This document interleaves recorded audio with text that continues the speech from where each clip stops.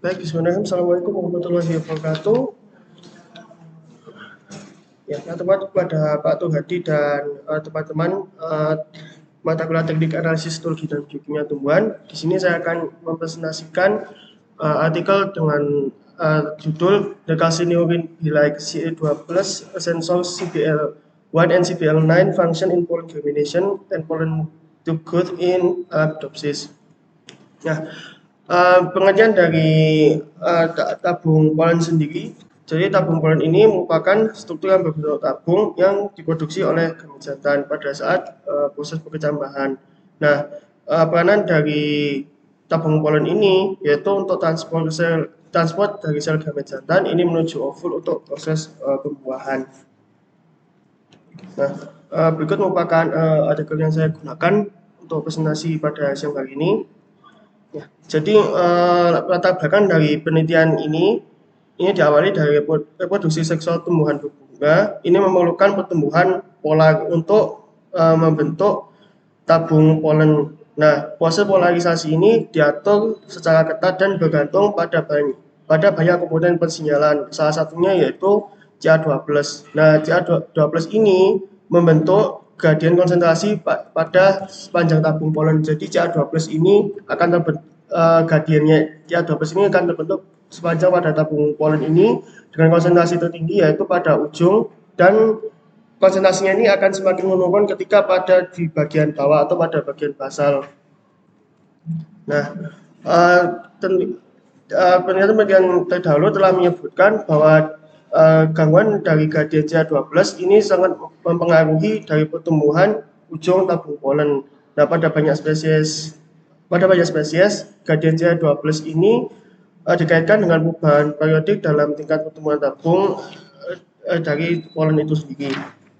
Nah, dengan adanya gradien Ca2+ dan fluktuasi pada Ca2+ ini menuntut adanya mekanisme decoding oleh Ca2+ binding protein. Nah, salah satu protein ini berfungsi sebagai sensor Ca2+, di mana protein ini nantinya akan mengalami perubahan konformasi dan menyampaikan informasi ke target. Nah, salah satu kelompok sensor Ca2+ yang mewakili untuk fungsi ini yaitu adalah CBL ini atau Calcineurin Be Like, yang terdapat 10 anggota atau 10 jenis pada Arabidopsis. CBL ini sendiri berbentuk seperti 4 tangan dengan untuk pengikatan Ca2+. Nah, CBL ini sendiri telah terlibat dalam banyak proses seluler termasuk regulasi homeostasis dan respons stres. Salah satunya yaitu aktivasi saluran K+ dalam kompleks CBL1 atau CBL9 yang memungkinkan tanaman ini tumbuh dalam konsentrasi K+ yang rendah. Nah, tujuan dari penelitian ini jadi untuk mengidentifikasi bagaimana efek dari tumbuhan Arabidopsis mutan dan overekspresi CBL1, CBL7, dan CBL9 terhadap germinasi polen dan pertumbuhan tabung polen. Nah, untuk metodenya sendiri, jadi pada jurnal ini dilakukan secara garis besarnya 2 tahap ya. Jadi ada pre-studi. Di sini untuk pre-studi ini peneliti menggunakan tanaman tembakau, karena jadi di tanaman tembakau ini CBL ini yang diekspresikan pada ini tanaman tembakau ini. Nah, untuk prosesnya ini sendiri, jadi yang pertama diawali dengan analisis promoter GUS, kemudian yang kedua dilakukan ini konstruk atau persiapan untuk ekspresi gen transient untuk dalam tabung polen dari tembakau. Nah, kemudian dilakukan ekspresi gen transient pada tabung polen tembakau. Nah, untuk pada step ini, pada proses ekspresi gen ini, peneliti juga mengamati bagaimana respon dari tabung tembakau terhadap ekspresi gen dari CBL1 dan CBL9. Nah, untuk tahapannya, jadi di sini polen kemudian disuspensi pada medium pertumbuhan dan digerminasi dalam slide mikroskop pada suhu ruang. Nah, kemudian tabung polen yang untuk analisis pertumbuhan tabung polen ini dilakukan pada suhu ruang, dan tabung polen ini sampel kemudian ditutup dengan cover slip dan dibiarkan dalam kondisi beku selama 4 jam. Nah, kemudian untuk pengamatannya sendiri ini menggunakan pewarna FM464 dan untuk mikroskopinya dianalisis dengan epifluorescence dan mikroskop konfokal. Nah, kemudian ini untuk penelitian intinya, jadi ini pada Arabidopsis. Jadi untuk yang pertama yaitu untuk persiapan generasi untuk overekspresi CBL1, CBL7 dan CBL9. Di sini masing-masing dari cDNA dari masing-masing CBL ini, fragmen dari cDNA masing-masing dari CBL ini diamplifikasi dengan PCR dan disisipkan ke dalam vektor backbone. Kemudian dari masing-masing CBL ini konstruk yang menjadi corresponding ini digunakan dalam Agrobacterium tumefaciens sebagai kontrol atau COL0, yaitu dengan metode floral dip. Nah, kemudian tanaman T1 ini ditumbuhkan pada medium 0,5 ms, 0,7% agar, 25 mikrogram per mililiter hygromycin atau kanamisin. Kemudian dilakukan analisis agregasi generasi T2 dan T3 untuk membentuk tanaman homozigot pada generasi T3 yang nantinya akan digunakan untuk uji germinasi polen secara in vitro.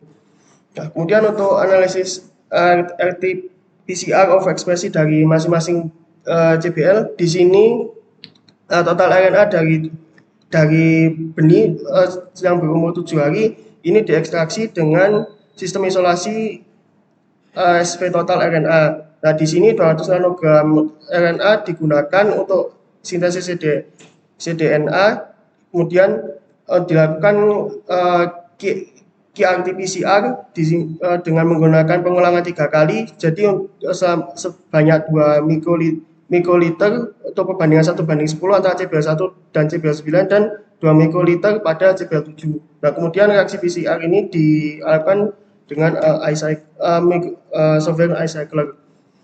Nah, kemudian untuk uji germinasi dari polen ini secara in vitro, jadi untuk kondisi pertumbuhannya ini tanaman diberi intensitas cahaya sebanyak 120 hingga 150 mikromol dengan penerangan selama 16 jam per hari. Nah, dengan suhunya pada siang hari sekitar 22 derajat dan pada malam hari dengan suhu 18 derajat. Untuk penyiraman sendiri dilakukan dengan air ledeng atau air tan selama 4 hari sekali.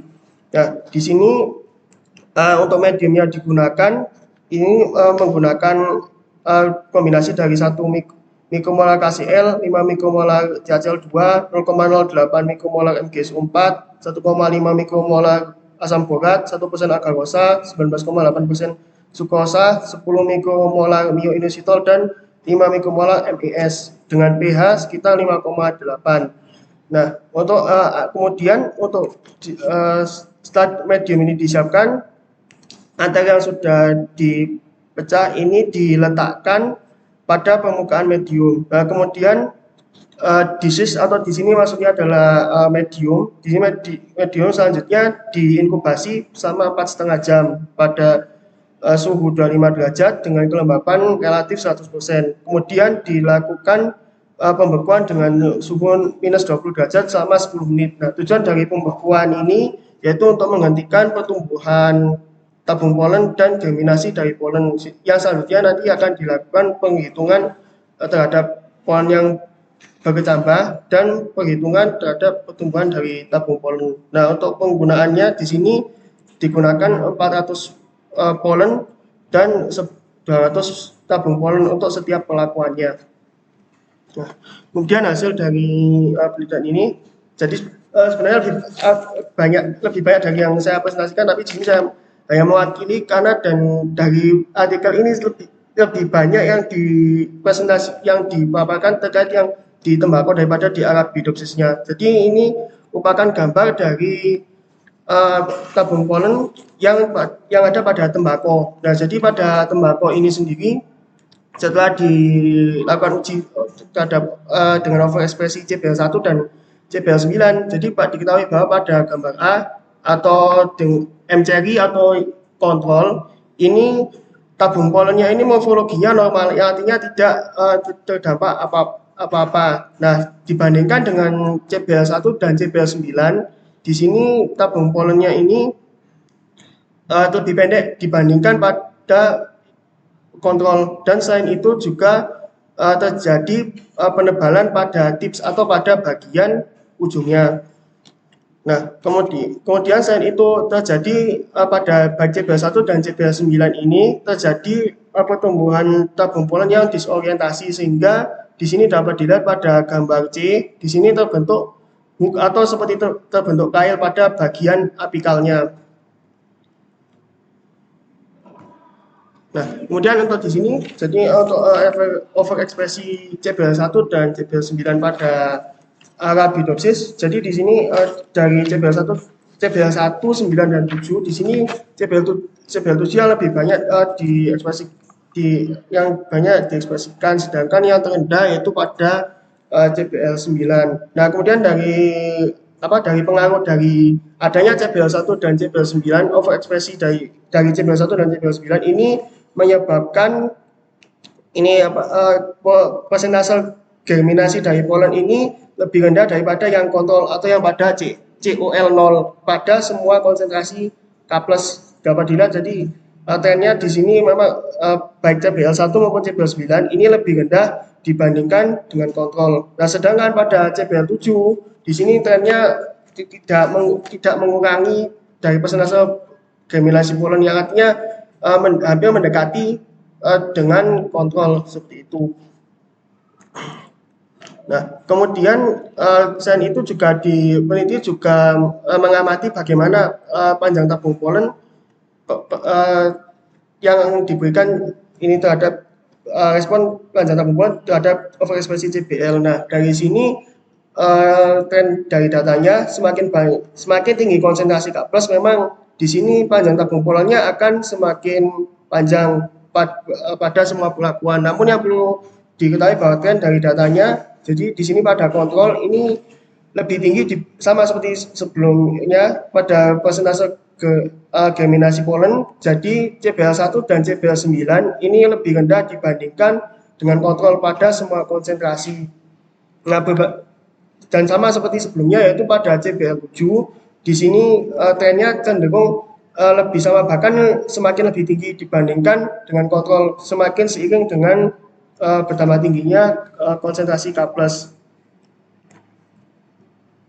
Nah, kemudian di sini selain ini peneliti juga peneliti overekspresi dari CBL1 dan 9, di sini peneliti juga mengamati bagaimana pengaruh apabila terhadap pada Arabidopsis mutan pada CBL1, CBL9 maupun yang double mutan. Nah, dari sini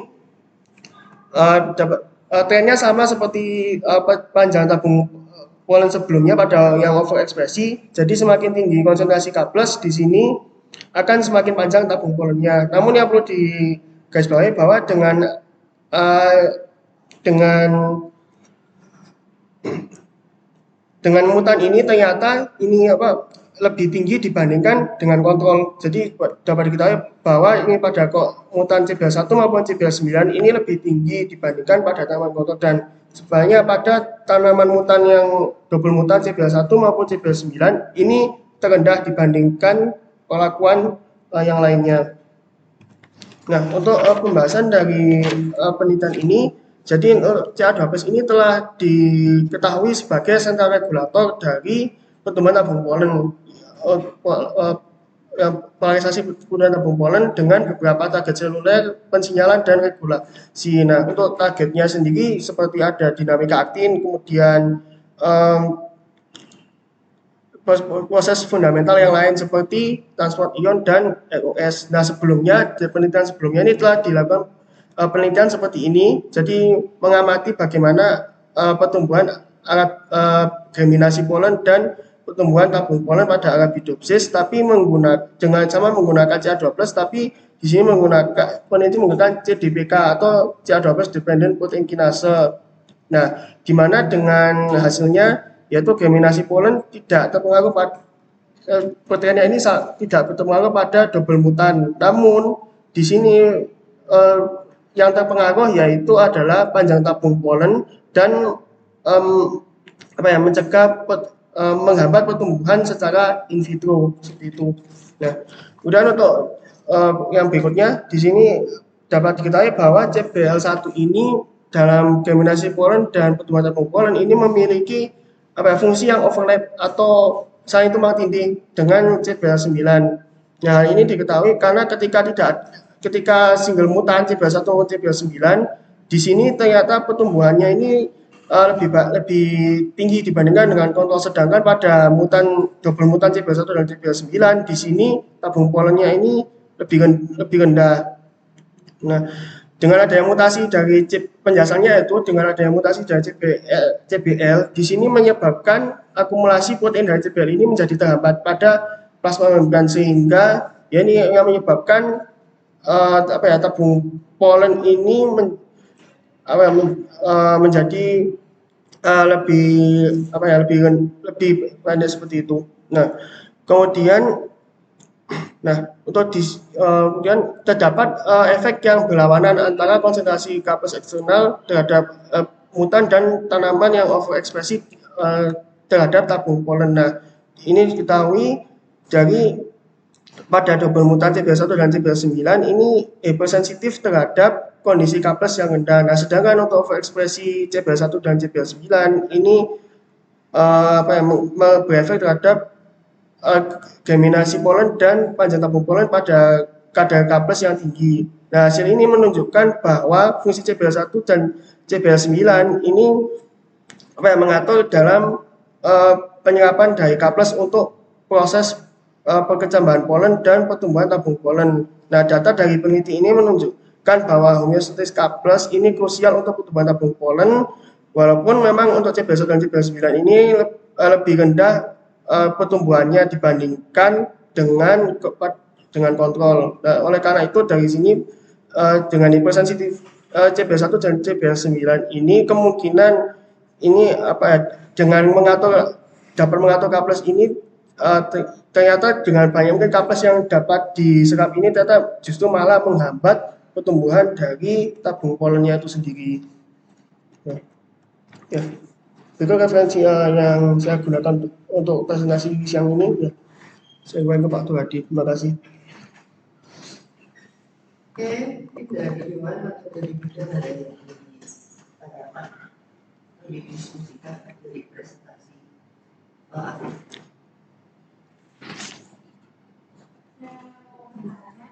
Untuk kapal sendiri, jadinya itu semakin tinggi konsentrasinya akan semakin memicu pemanjangan tabung polen, atau seperti yang disebutkan tadi yang menggambar.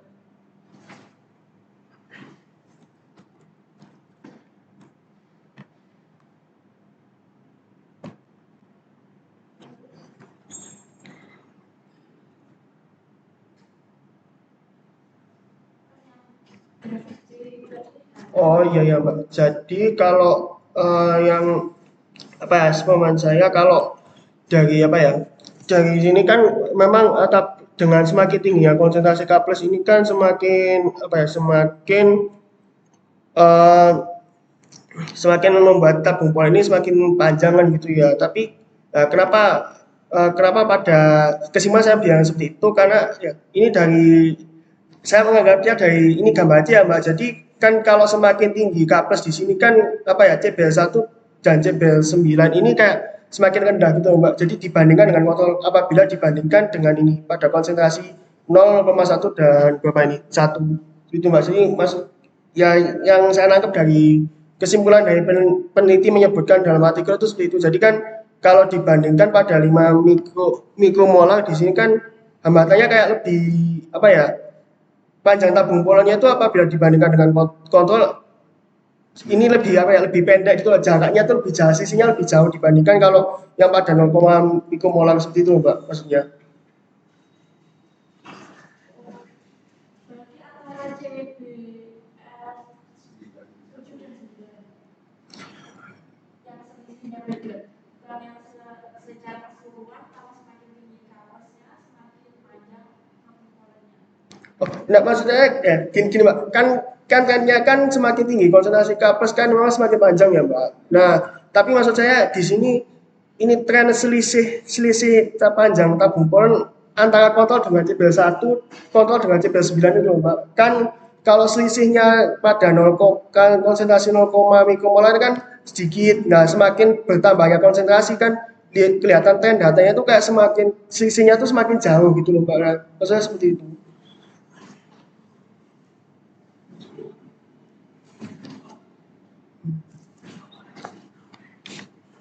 Ada lagi? Ya. Kok dia di jabatan cepat sebenarnya dia rendah, sedangkan di jabatan sungai itu dia tinggi. Nah, terus di baliknya kan di hutan itu dia kan tinggi semua kan jadinya. 19 sama korbannya sama lebih rendah. Oh iya, iya, iya. Ya, kalau ya semua saya kan ini kan peneliti ini kan apa ya meneliti overekspresi dan mutan ya Mas. Nah, jadi kalau senangkap saya kalau yang karena kan juga tidak dijelaskan maksudnya di metode-metode spesifiknya gimana mutan sama overekspresi itu bedanya. Nah, kalau senangkap saya jadi untuk yang overekspresi ini apa ya yang di overekspresi kalau senang saya jadi dalam penelitian itu kayak gimana ya semuanya itu kayak kayak gimana apa ada semua CBL-nya gitu loh Mas cuman yang apa ya yang di overexpresikan itu cuman satu itu loh Mas ngerti nggak maksudnya. Jadi berarti semua ada jabatan gitu. Cuman yang di overexpresikan hanya satu gitu ya menurut saya seperti itu jadi makanya CBL di sini kan ketika tidak ada apa tidak ada yang yang overekspresikan justru malah ini apa malah malah lebih rendah gitu ya. Ya kalau tidak ada keduanya loh Mas. Itu kan justru malah kalau tidak ada keduanya ini justru malah lebih rendah karena kan CBL tadi kan ini salah satu perannya itu untuk apa ya penyiapan kaplesnya itu konsentrasi kaplesnya itu gitu.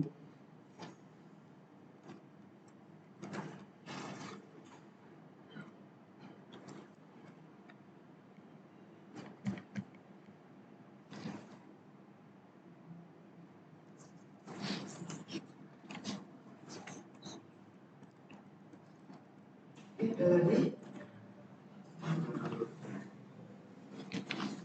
Jadi yang disampaikan oleh si Arun ini mengatakan fisiologi molekuler. Ini pekerjaan saya. Itu disertasi saya seperti ini. Jadi ini adalah salah satu cara istilahnya mengkonfirmasi benar apa tidak sih jadi ini itu berperan pada sifat tertentu dalam hal ini pertumbuhan tahu polen. Nah ini digunakan CBL 1 dan 9 di overekspresikan. Nah artinya ekspresinya itu ditingkatkan. Ketika nanti asumsinya gini, ketika di overekspresikan nanti pertumbuhan berkorelasi dengan panjang durasi dan ternyata terbukti kan itu mengkonfirmasi bahwa ini benar. Nah bisa juga dengan cara dibalik, di off kan, tidak di overekspresikan tapi CBL 1 dan CBL 9 nya itu dimatikan. Nah kalau dia benar berfungsi untuk pertumbuhan pola nanti dia lebih pendek dibandingkan yang kontrol. Nah kayak gitu. Jadi ini memang pekerjaan rekayasa genetik banget. Tadi coba slide sebelum ini. Nah ini bukan yang grafik ada di lain kan yang kontrol kan yang A. Kalau kalian perhatikan itu kan rendah banget. Itu karena sebagai kalibrasi. Jadi tak lupanya ini loh. Berapa kali sih ekspresi ini meningkat? Nah berarti ini yang kontrol itu 1. Jadi ada gen yang digunakan ini ada kalau di sini gen namanya housekeeping gene itu digunakan. Jadi housekeeping gene itu artinya adalah gen yang dia tidak terpengaruh oleh kondisi dalam artian perlakuan. Jadi mau diperlakukan dengan kondisi apapun dia tetap. Jadi untuk mengkalibrasi nantinya. Nah jadi di sini nanti tetap keduanya akan dilakukan pengekspresian baik housekeeping gene dalam penelitian ini ubiquitin kalau nggak salah. Itu hanya salah satu ya. Nanti kalau kalian pernah dengar itu ada namanya aktin. Ada aktin, ada beta glucurin, ada itu. Nah, itu nanti tetap di overexpresskan di sampel yang sama, kemudian juga selanjutnya nanti di qRT-PCR untuk gen CBL1 dan 9 nanti dihitung rumus dengan rumus makanya disebut relative expression. Jadi maka dikatakan relatif sebenarnya berapa kali sih meningkatnya kayak gitu. Jadi ini memang pekerjaan ini itu molekuler banget, ini bisa sampai setahun. Apalagi tadi menggunakan juga gas GUS. Oh iya. Nah, itu juga sebagai reporter. Itu diplasmid dan dikonstruksikan nanti ada reporternya itu. Jadi gini, untuk mendeteksi gen CBL1, CBL9 ini terakumulasi di mana sih? Coba lihat sebelumnya. Nah ini berpendar, karena berpendar itu berarti menunjukkan lokalisasi dari si gen-gen ini. Kamu nggak nyampaikan yang mana ya, yang gambar biru? Oh enggak Pak, ya saya fokuskan ke ininya soalnya. Yang jangan bidopsisnya justru malah sedikit itu loh Pak. Ya, karena mungkin ini wajar. Dikit karena memang pada penelitian ini digunakan tanaman model yang lainnya. Bapak itu adalah salah satu tanaman model. Jadi ini dia punya si Arabidopsis, diekspresikan di tembakau. Jadi itu adalah tanaman model untuk dikotil. Tanaman model untuk monokotil apa? Tanaman Padi. Tanaman model jadi digunakan di dalam studi seperti ini dengan fungsionalitas dari gen. Gitu. Jadi kenapa dipilih ini? Ya siklus hidupnya pendek, kemudian informasi secara genetik dalam hal ini semuanya itu sudah diketahui secara utuh. Itu kenapa dipilih? Ya kan kalau kita perhatikan kalau padi itu cuma berapa bulan? 3 bulan ya. Kayak gitu. Terus Arabidopsis itu kecil-kecil dia. Kemudian tembakau. Tembakau yang digunakan adalah dalam tangki, bukan tembakau yang gede. Ini bila saya di PB kita tanaman adalah dan salah satunya adalah tembakau. Karena susah kan kita ngambil dulu Arabidopsis. Kan saya tadi mikirnya kan tembakau sama Arabidopsis itu sama-sama model. Iya. Masih butuh tembakau. Jadi gini, jadi di overekspresikan di tanaman lain, apakah dia masih tetap akan bekerja? Gitu kan. Ini kan beda sih. Arabidopsis. Di Arabidopsisnya pun juga dia diamati. Cuma memang sama Afif tadi tidak ditampilkan. Oh iya. Pakai gas tadi. Jadi gas tadi kalau nanti diwarnai akan berwarna biru. Nah, biru itu menunjukkan ternyata CBL ini terakumulasi di sini. Oh coba deh dicek di tanaman model yang lainnya. Kayak gitu. Misalnya saya punya gen dari saya dapatkan dari apel. Nah kalau saya gunakan apelnya langsung, itu lama kan? Saya gunakan di padi atau di tembakau yang siklus hidupnya pendek. Jadi kita bisa amati nanti tadi T berapa yang digunakan? T1 ya? T1. Nah, itu T1, generasi T1. Jadi T0 itu adalah tanaman yang biosik awal di transformasi. Itu sampai nanti generasi selanjutnya. Kayak gitu. Jadi rekayasa untuk menunjukkan stabilitas dari yang ini ya Pak? Bisa sampai bahkan T3 tersegregasi ya. Kayak gitu. Kalau persilangan sampai berapa? N8, 9 dan stabilan. Nah sekarang makanya ada yang namanya molecular breeding untuk mempercepat. Salah satunya dengan CRISPR. Oh iya. CRISPR kan dengan generasi T1 saja sudah bisa seleksi. Itu yang salah satu pendekatan yang saya gunakan. Bisa dikat. Atau menggunakan marker. Dimana marker masih tetap peluangnya panjang. Dia motong separuhnya. Tapi kalau CRISPR itu lebih cepat. Karena presisi. Kayak gini. Ini yang dulu yang saya lakukan adalah kalau ini ekspresi ya. Kalau yang saya lakukan adalah melakukan knock off. Jadi gen itu kita matikan. mematikan dengan CRISPR. Jadi kalau kita matikan, harapannya kalau gen yang awalnya kita duga itu berperan di dalam toleransi FA, saya fisiologi molekuler. Nah, itu yang awalnya dia toleran, jadi ketika kita off, kita matikan, harusnya dia Mati. jadi mati loh ketika kita taruh di FA. Itu untuk membuktikan, oh ternyata benar dia untuk konfirmasi, validasi. Itu salah satu pendekatan. Jadi bisa dibangunkan, di-off-kan, ekspresi, terus kemudian bisa juga benar-benar di knock out. Knock out benar-benar mematikan diri. Itu teknologi sekarang udah sama suami di metodenya. Itu informasi untuk kalian, jadi juga untuk wawasan kalian bahwasanya di fisiologi itu tidak melulu kalian pengamatan katakanlah laju fotosintesis. Itu pun di sini kayaknya jarang, belum ada kan? Alatnya nggak tersedia sana. Itu bisa pakai record, mendeteksi, tahu nggak? Iya tahu. Nah, itu bisa mendeteksi pertukaran gas secara real time. Laju fotosintesisnya seperti apa? Konduktasi stomatanya berapa milimol per menitnya per detik contohnya. Itu ada alatnya namanya record. Itu kalau visum satu tidak sebatas klorofilnya piro, prolina piro, kan terlalu permukaan banget. Kalau mau dalam lagi ya ke sini, biasa sepatu lagi. Kalau kayak gini, tapi nangis untuk membentuk ini. Ini tidak sekali jadi, saya yakin tidak sekali jadi untuk menghasilkan pendaran seperti ini. Kita merekayasa dulu, kemudian menumbuhkan, kemudian memvalidasi bagaimana ekspresinya. Jalanan panjang fisiologi molekuler. Mas Dika itu kan nanti ada ekspresi gennya kan.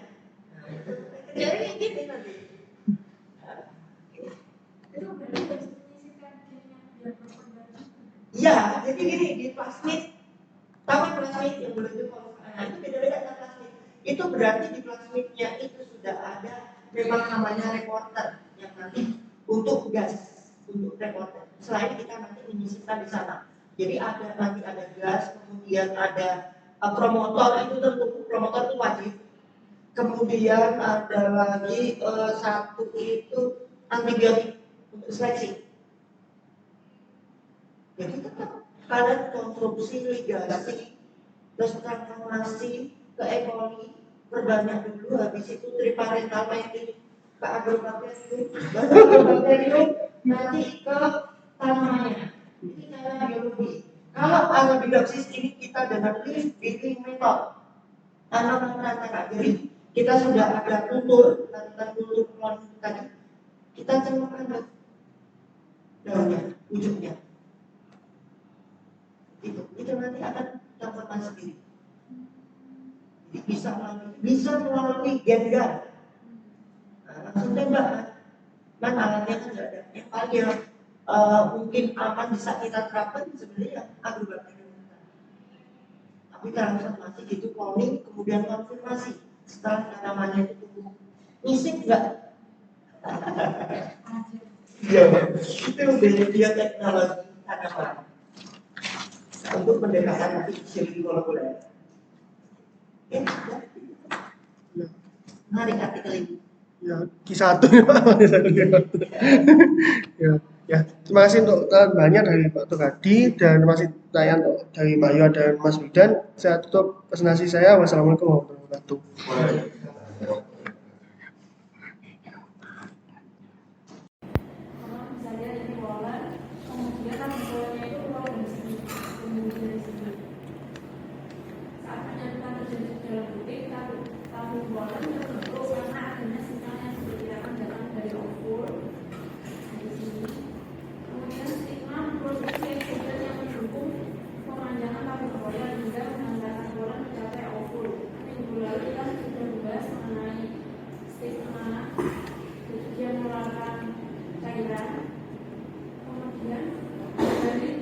Kemudian keberhasilan tabung polen menembus ovul merupakan proses yang penting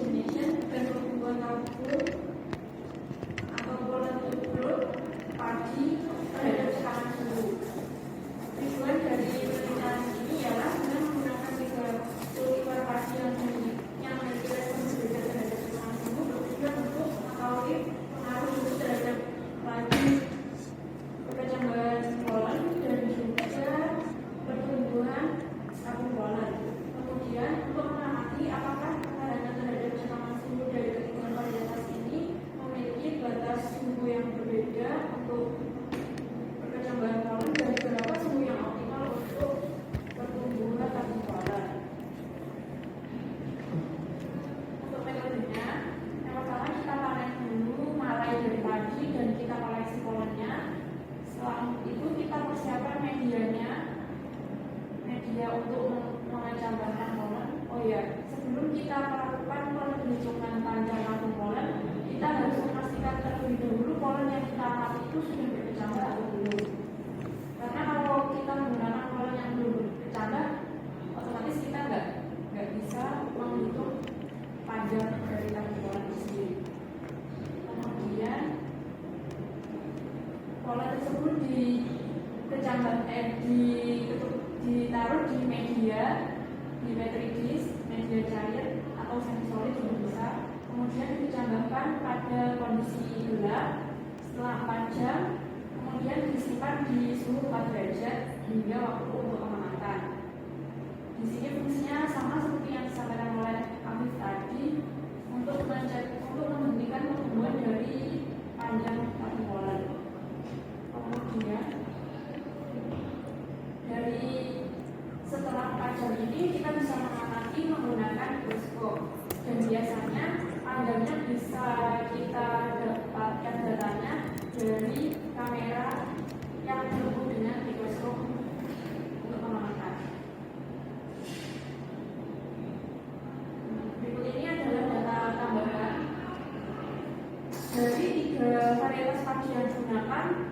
Diperoleh fakta bahwa untuk mencapai 50% antesis dari 3 varietas ini berbeda. Ada yang membutuhkan waktu 57 hari dari pindah tanam untuk mencapai 50% antesis. Ada yang 60 dan ada juga yang 50. Kemudian berikut ini adalah data yang perlu kita ketahui saat pemanenan dari malai.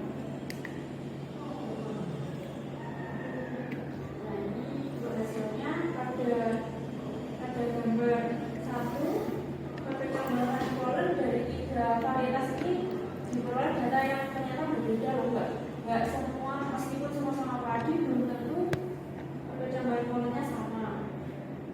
Pada varietas pertama yaitu 14 ini, perkecambahan polen terjadi pada suhu 25 sampai 34 derajat, sedangkan pada varietas yang kedua antara 23 sampai 30 derajat, dan varietas yang ketiga 21 sampai 36 derajat. Di sini bisa kita dapatkan bahwa varietas M22 memiliki range yang lebih panjang dibandingkan dengan 2 varietas yang lain. Kemudian untuk gambar yang kedua adalah ukur perkecambahan yang optimal. Jadi dari gambar yang ini tadi, ini kita bagi menjadi 3 bagian, yaitu TN, T0, dan TX. TN ini merupakan suhu terendah yang dianggap optimal untuk berkecambah. Kemudian yang T0 ini adalah yang paling optimal, dan yang TX ini suhu yang maksimal. Nah, ini berlaku untuk varietas yang lain juga. Kemudian untuk gambar yang ketiga adalah laju pertumbuhan tabung polen. Dari sini untuk TB adalah suhu dasar, kemudian T0 adalah suhu yang optimal, dan TC adalah suhu maksimum untuk pertumbuhan tabung polen. Untuk tabel 5 ini sekedar tambahan informasi. Di sini ada perbandingan penampilan polen secara in vitro dan suhu optimum dari beberapa tanaman.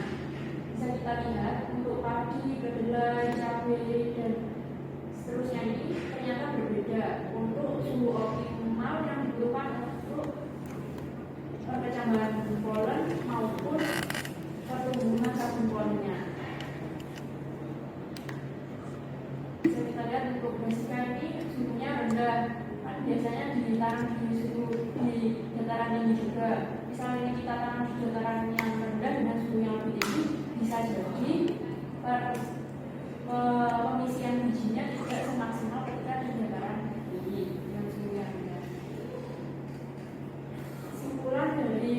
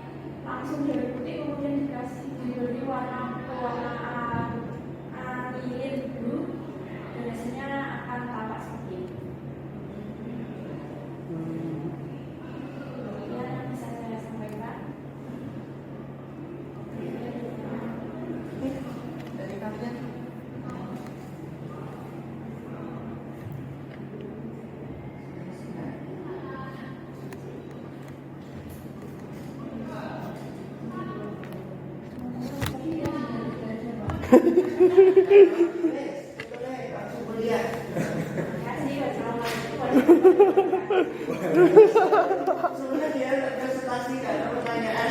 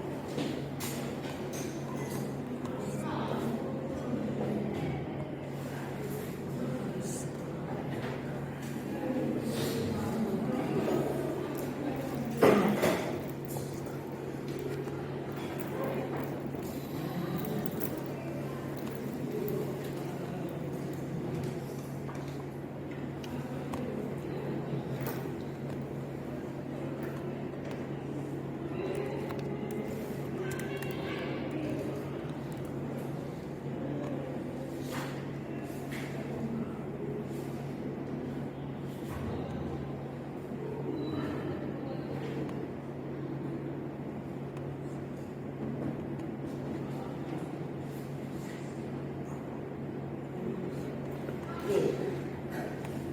Jadi ini adalah topik terakhir yang sebenarnya adalah topik harusnya sebelum tadi ya, tentang pola. Ini adalah salah satu teknik yang juga penting di dalam analisis terutama botani, yaitu menganalisis polen. Ini kita ingat kembali, ini adalah morfologi dari bunga. Jadi kalian seharap di sini udah tahu polen itu posisinya di mana, kayak gitu. Jadi kita ingat kembali bahwa polen ini nih, saya ambil contoh adalah bunga sepatu. Jadi polennya itu adalah yang ini, yang kalau kalian perhatikan itu ada yang kuning-kuning tuh, tajam. Seperti ini adalah polen yang nantinya bisa kalian amati, bisa kalian identifikasi. Dan ilmu yang mempelajari terkait ini itu ada sendiri, yaitu kita sebagai palinologi. Jadi memang ini tidak sebatas polen, tapi juga termasuk spora. Jadi ini ilmu palinologi. Nah, ini palinologi yang mana ini adalah ilmu yang mempelajari terkait dengan spora dan juga polen. Kita dengan ilmu ini nanti bisa mengamati secara morfologi, kemudian juga bisa mengamati secara ultrastruktur. Jadi pengamatan secara morfologi kita bisa berdiri dengan unsur cahaya saja. Kalau mau lebih detail, kita bisa menggunakan nanti pengamatan ultrastruktur dengan sel, dengan mikroskop elektron. Jadi kita bisa tahu nanti permukaan dari si polen ini secara lebih detail. Atau kalau mau lebih detail ultrastruktur itu kita bisa pakai tem. Kan polen itu kita bayangkan itu strukturnya kayak bola kayak gitu. Ya meskipun ada yang tidak bulat juga, gitu. Itu bisa kita juga identifikasi apa sih lapisan-lapisan yang disusun dari si polen ini. Karena ini juga menjadi salah satu kriteria dalam membandingkan polen dari tanggal satu dengan yang lainnya. Ini penting sekali ilmu ini, palinologi ini, karena kita bisa nanti kaitkan atau gunakan di dalam studi nanti menelusuri hubungan kekerabatan. Kemudian juga bisa kita gunakan untuk mengidentifikasi ini tanaman ini dari takson mana sih. Cara aplikatifnya kita amati mungkin pada perusahaan maju. Ya kan, ini polennya berasal dari mana sih? Kita tangkap usia lebah-lebah ini, saya nempel di kaki-kakinya loh. Kita bisa identifikasi. Kurang jadi kalau nggak salah sedang penelitian itu juga. Kita bisa mengidentifikasi dengan adanya polen pembentuk, oh ini kayaknya dari polen tanaman ini loh. Itu bisa ke arah mana. Nah, banyak sekali manfaat di dalam kita mempelajari palinologi. Ini di sini digambarkan, dikaitkan dengan Sustainable Development Goals (SDG). Nah, ini kok jauh banget kita mengamati polen aja sampai ke sana gitu kan? Nah, ini karena kaitannya itu tadi, selain dengan secara taksonomi itu bernilai tinggi, juga nih, ada orang-orang tertentu yang dia itu alergi. Yang alergi polen kan ada. Kemudian juga untuk keamanan pangan. Bahaya kan misalkan kalau polen itu ternyata mengandung alergen gitu. Nah, kemudian juga di bidang forensik. Jadi banyak sekali di sini sebenarnya manfaat dari kita mempelajari si polen ini. Dan di dalam palinologi ini adalah kriteria-kriteria atau variabel-variabel yang diamati, mulai dari jumlah trace number, storage product, unit, polarity, aperture, symmetry, size, shape, structuring, wall structure, kemudian pollen kit, dan juga visible traits. Ini variabel-variabel yang umumnya diamati di palinologi. Cuma memang dalam identifikasi itu tidak semuanya. Jadi biasanya di dalam kita terutama kaitkan dengan diversity, keragaman perubahan, itu sebenarnya kita tetap ke sini. Misalnya yang diamati itu di ukuran dan juga bentuk, itu sudah bisa kita menggambarkan.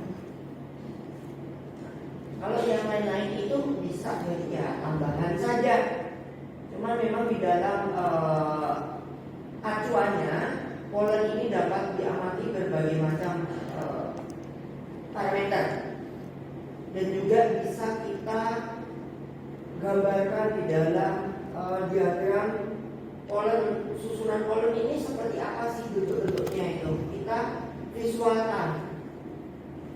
Nah, ini ilmunya namanya adalah palinogram.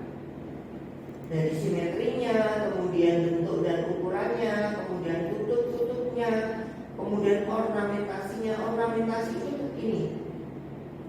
Dia punya nampak dari struktur luarnya itu seperti apa, itu berbeda-beda.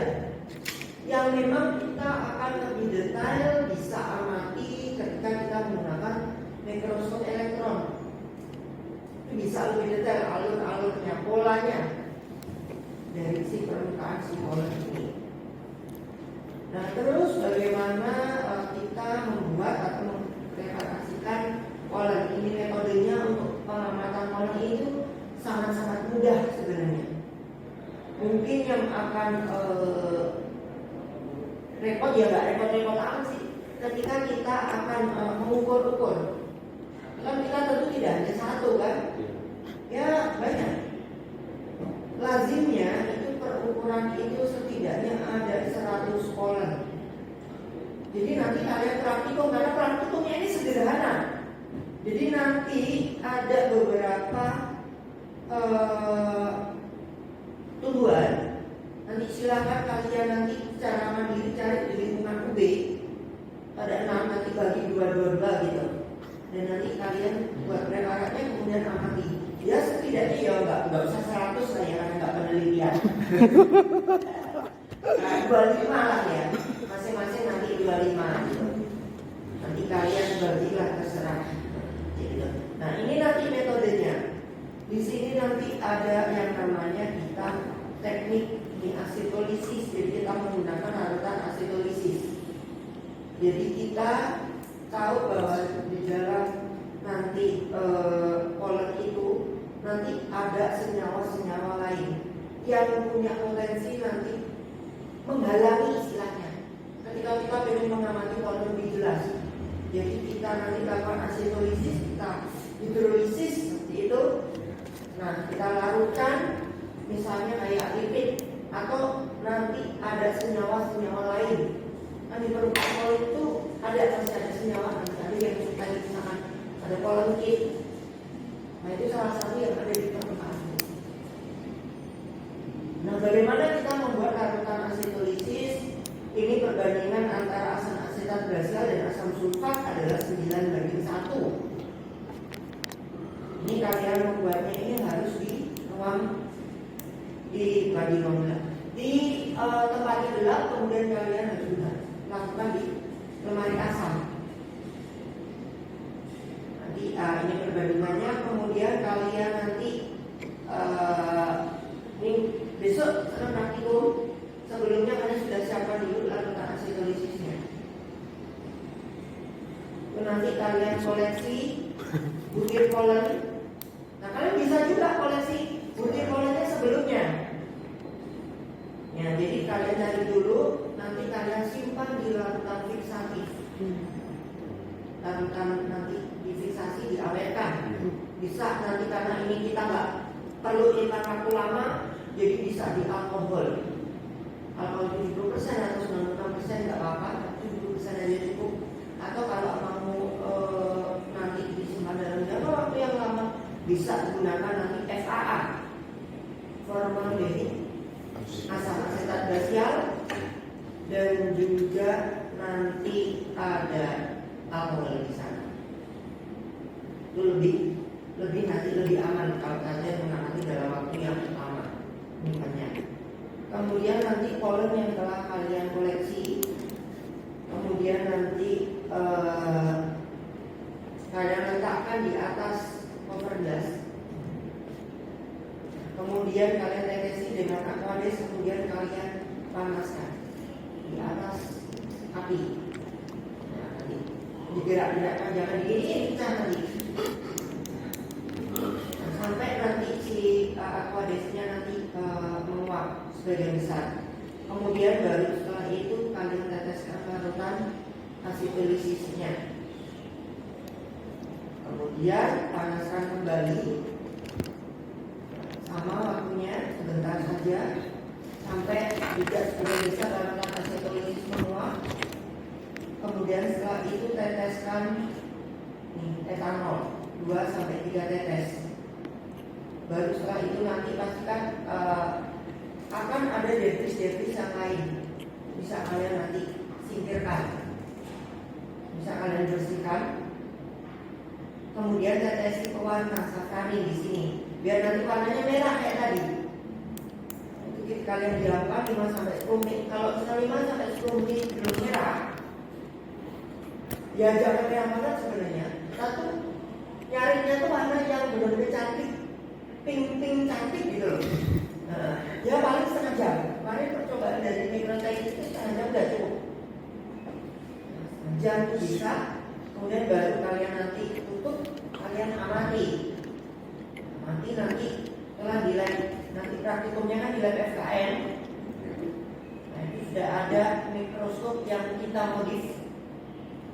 Dan mikroskopnya nanti sudah dilengkapi dengan kamera. Jadi mikroskop yang biasa di dalam itu kita ubah kepalanya jadi trinokuler, kita tambahkan kamera, jadi nanti akan lebih jernih.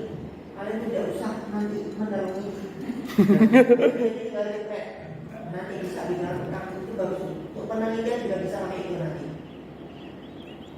Kita jadi tidak beli langsung mikroskop. Ada sebenarnya tak mahal, 90 juta. Nah, tapi kita dengan alat yang ada, kita modif tukang bubut. Ya, tukang bubut untuk biar kamera dengan mikroskopnya bisa kita gabung.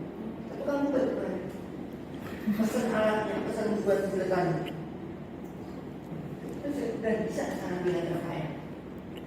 Nanti kalian bisa manfaatkan. Tidak usah pakai mikroskop yang biasa. Toh kalian cuma berdiam, kecuali kalau yang praktikum kayak S1 kelas besar, nggak bisa pakai itu. Bentar nanti. Ya, untuk mungkin penelitian sama yang praktikum yang sedikit bisa kita manfaatkan. Nah, ini salah satu yang diamati juga, ini jumlah dari inti sel di polen itu ada berapa. Nah, ini ada dua macam, binuklear dan trinuklear. Jadi setelah proses pewarnaan seperti ini, kalian bisa lihat nanti. Cuman memang yang bentuk trinuklear ini sangat jarang di angiosfer. Di tumbuhan-tumbuhan berbiji tertutup itu dia jarang, jadi mayoritas adalah binuklear. Tapi pentingnya kita amati ini itu juga karena pada taxa tertentu, misalnya Caryophyllales, ini dia punya jumlah dari nukleus yang ada dalam polen itu bisa trinuklear. Caryophyllales itu apa saja? Itu contoh familinya adalah Maranthaceae, golongannya bayem. Kemudian Cactaceae, kaktus Nyctaginaceae, Bougainville, Nepenthes. itu pada taksa-taksa tertentu lah yang masuk Caryophyllales itu kemungkinan masih ada ini trinuklear. Jadi bisa untuk nanti karakter awal untuk membandingkan men-split. Makanya ini berperan banget kan di dalam filogenetik. Kemudian ini pollen storage product. Jadi pollen-pollen tertentu itu bisa dia penyusunnya bisa pati, bisa juga nanti lipid. Atau ini di sini. Ini bisa kalian uji dengan teknik uji yang disebut mikrokimia. Tinggal teteskan aja. Nanti seperti apa reaksinya. Pollen storage product.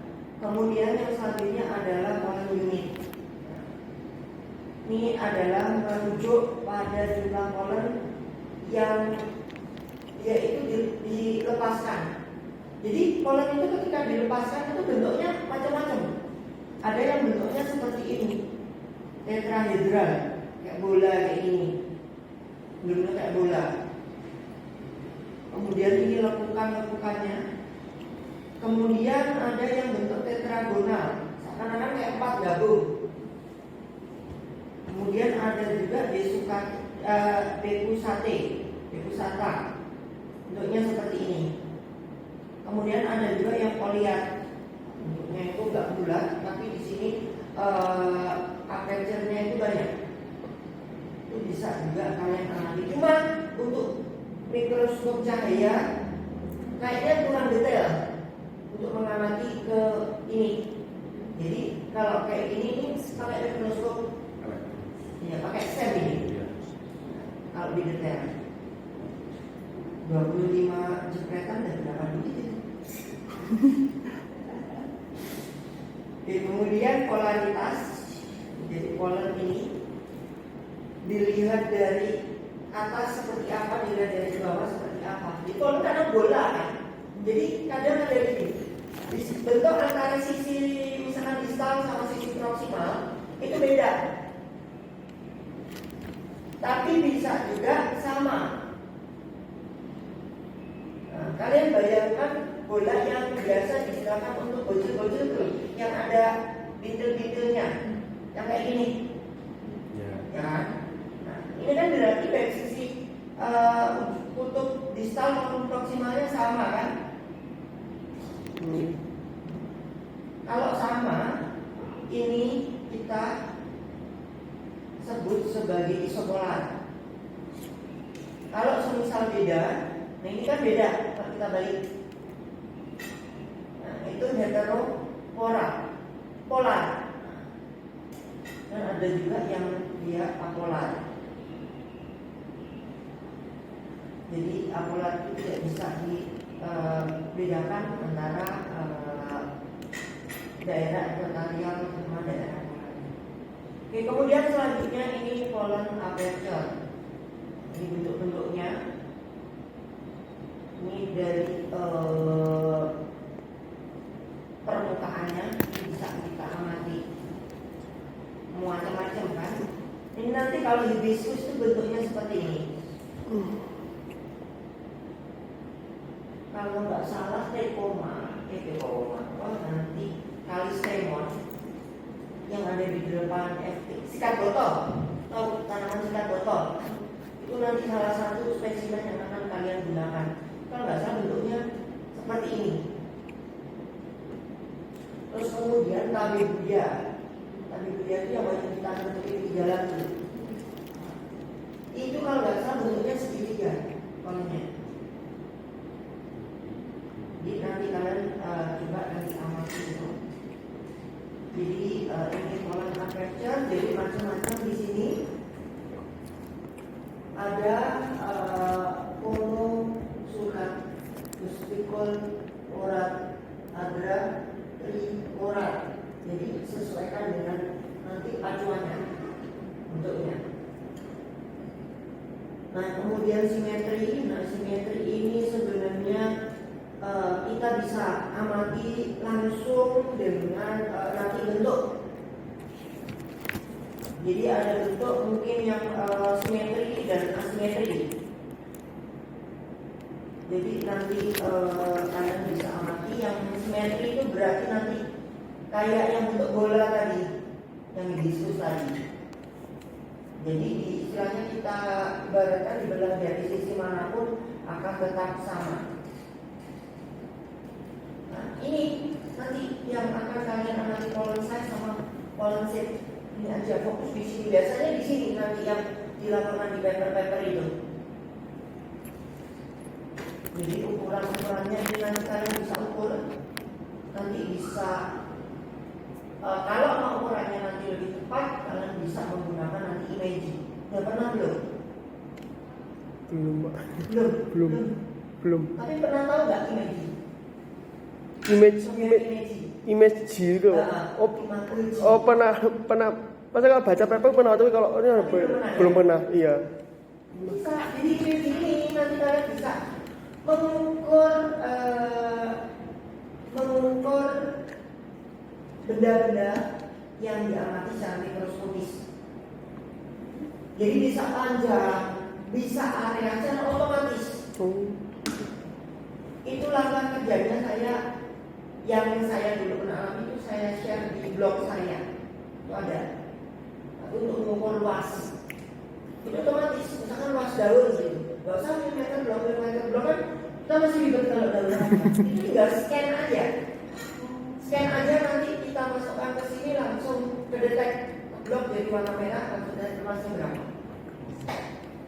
Cepet. Nanti ini nanti di praktikum kalian belajar. Ya nanti siapa tahu nanti kedepannya. Nah apalagi kamu anatomi itu pakai imaging orang-orang itu ukur luasan sel, ketebalan dari lapisan. Image banget itu kan. Ya setidaknya ada nanti yang didapatkan.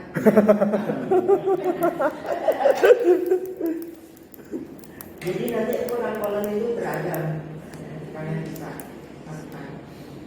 Yang terpenting nanti tidak hari itu selesai itu kalian ambil gambar saja. Pokoknya nanti minimal setidaknya 25 lah. Nanti baru nanti di rumah di waktu kalian dari ukur-ukurnya di luar itu. Kalau kalian satu kalian ukur nggak selesai nanti. Nah kemudian, ini bentuk dari kolom. Nanti juga macam-macam bentuknya. Ini kalian nanti ada buku acuannya, jadi bisa di acu. Ada yang bentuknya non anular, ada yang anular. Yang non anular itu berarti yang sirkular sama eliptik, nggak ada sudutnya kan ya. Yang anular yang bentuknya segitiga, rhombus, terus kotak. Kemudian ada yang bentuknya 5. Saya belum pernah jumpai yang bentuknya 5. Rata-rata nanti bulat, oval, sama segitiga.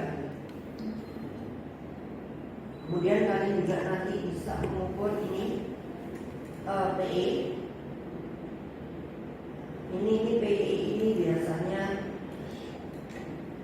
selalu diukur. P-nya berapa, I-nya berapa, terus hitung rasionya, kecenderungan bentuknya kemana. Kalau P per E rasionya 1 berarti kan benar-benar dia bulat kayak gini.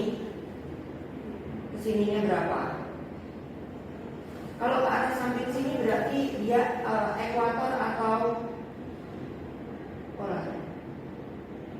Pokoknya diukur gini, nanti diukur 2 kali, sisi sini dan sisi tegak. Kemudian hitung hasilnya. Kalau hasilnya dia P per E nya dia lebih dari 1, bayangkan itu bentuknya seperti timun. Kemudian kalau bentuknya P per E nya dia kurang dari 1, bayangkan itu kayak jeruk agak kenyal bulat tapi agak kenyal. Gak benar-benar bulat kayak bola. Nah, kalau ini kalian nggak bisa amati, nggak ada sen di sini. Bukan sen, bukan profesor biasa.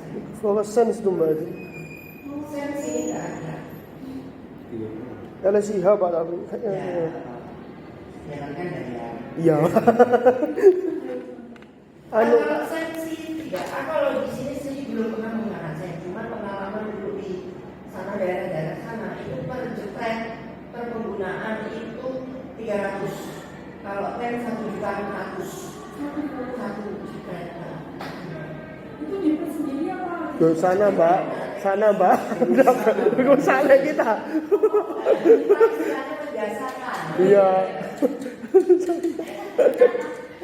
Jadi pengalaman lebih detail jadi seperti ini nanti permukaan pola kalau pola mengamati lebih detail itu kayak gini. Jijik sih sebenarnya kalau malah di zoom.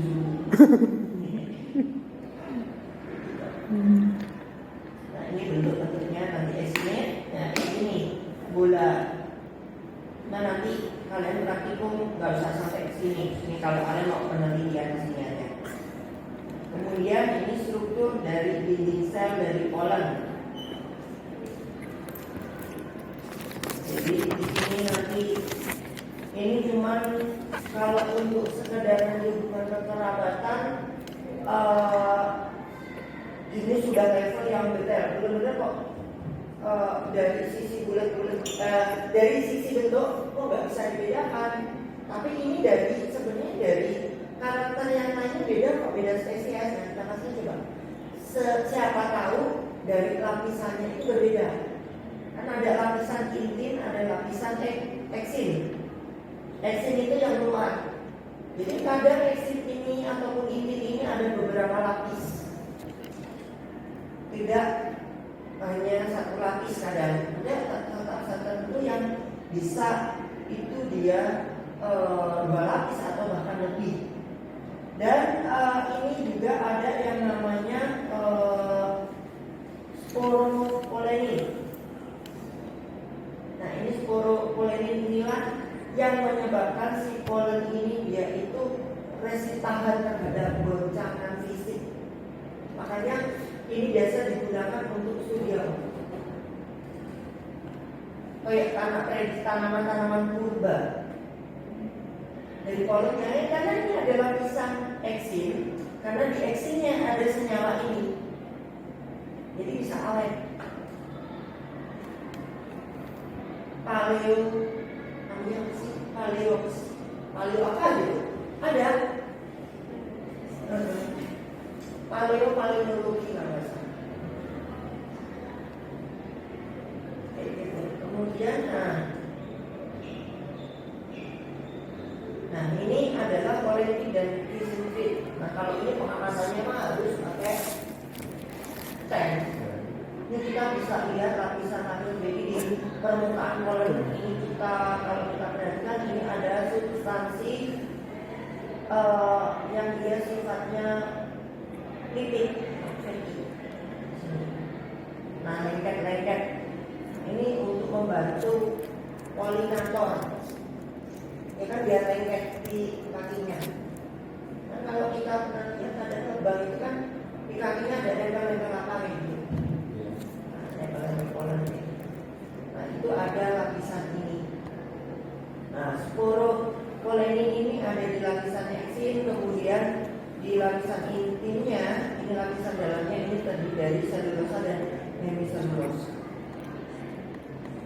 Ini di mana letak dari si polenik Ini ada di lapisan luar ini warna kuning ini. Kemudian kalau visin ini juga dia bentuknya lebih ke kayak struktur lebih panjang-panjang, kayak rambut nih kalau ada perhatian ya kan, kayak ada ini kan, kayak urat-urat gitu. Nah ini kalau ini adalah karbohidrat. Jadi ini adalah materi terkait nanti teknik analisis polen. Jadi bisa secara morfologi, bisa sampai ke secara ultrastruktur, tergantung kebutuhan. Kalau mau lebih detail banget dan budgetnya ada ya bisa. Tapi dengan cara ada nanti pengamatan dengan mikroskop cahaya biasa saja, kalau memang itu cukup ya nggak apa-apa. Nanti kan hasilnya kayak gini. Nih, yang contoh tadi. Nih. Ini adalah polen dari satu famili. Satu famili aja beda-beda kan? Tapi genusnya berbeda-beda. Coba nanti kalian ya ada yang tanya kan? Ini setelah UTS praktikumnya kita nggak bisa ada kuis. Kapan ya? Kan di dulu tuh kok? Iya. Pak mau tanya Pak, nanti untuk praktikumnya sebenarnya kami simulasi dulu polennya atau mendadak? Kalau saran saya penting isolasi dulu. Takutnya kan bunga. Oh nggak dapat. Nanti maksudnya gini loh. Bisa kalian ketika praktikum dijadwal misalkan hari apa? Belum. Nah misalkan katakan hari Rabu. Nah Senin kalian sudah mulai cari-cari tanaman ini ada di mana. Kalau misalkan pas waktu itu berbunga, mana koleksi aja. Nanti di hari Rabunya kalian tinggal lanjutkan. Kalau nanti hari Rabu kalian makan waktunya, ya kan? Waktunya pendek. Misalnya koleksi. Kalau mau pagi nggak apa-apa. Kalau sama isolasi, nanti sama asistennya diajarin kan Pak? Kayaknya asistennya pun udah punya pengalaman atau enggak, kayaknya saya harus terjun juga. Jadi bisa kita isolasi kalau Gini aja lebihnya aja. Kalau kalian mau isolasi dalam artian gini loh. Kalian kontak aja bunganya. Iya. Bunga itu udah simpen di larutan fixatif. Alkohol. Tadi tuh. Atau kalian sudah tahu letak polen yang kalian harus ruruti. Iya. Nah, silakan kan tahu isolasi itu. Tapi siapkan yang banyak. Ya cukup lah. Nah, nanti kayak sikat botol ada di depan papet kan, papet di depan teknik itu ada pohonnya sedang berbuah, bunganya merah. Yang baunya minyak kayu putih. Nah itu. Terus kemudian nanti monokalis kembang baku banyak tuh pikirannya putih. Itu kan berarti kalian harus koleksi yang kuning-kuningnya loh. Diperurutin gitu. Tapi kalau susah memang lebih baik simpan utuhan aja. semelakukan fotonya juga. Yo buka listrik mana ini. Dan itu Makan tempat nanti ininya gimana belum pernah ada. di botol jen. Tapi ini semisal kalian mau dadak pun nggak apa-apa, tapi yang terpenting kalian sudah tahu lokasinya. Iya. Takutnya kalau kalian belum tahu lokasi terus mau nyari hari itu juga makan waktu. Aduh, boleh ya tapi sak jam. Gitu. Nanti setelah dapat modulnya masih digabung dengan oleh Wahyu. Jadi setelah dapat nanti coba ini nanti coba searching. Kalau nggak tahu itu tanamannya apa, saya cari di internet saya. Gambarnya ini kok itu yang ada di sini. Ya salah satunya tadi itu si sikat botol, kemudian kembang baku. Lupa aku sih lain mawar kalau mawar kayaknya kalian harus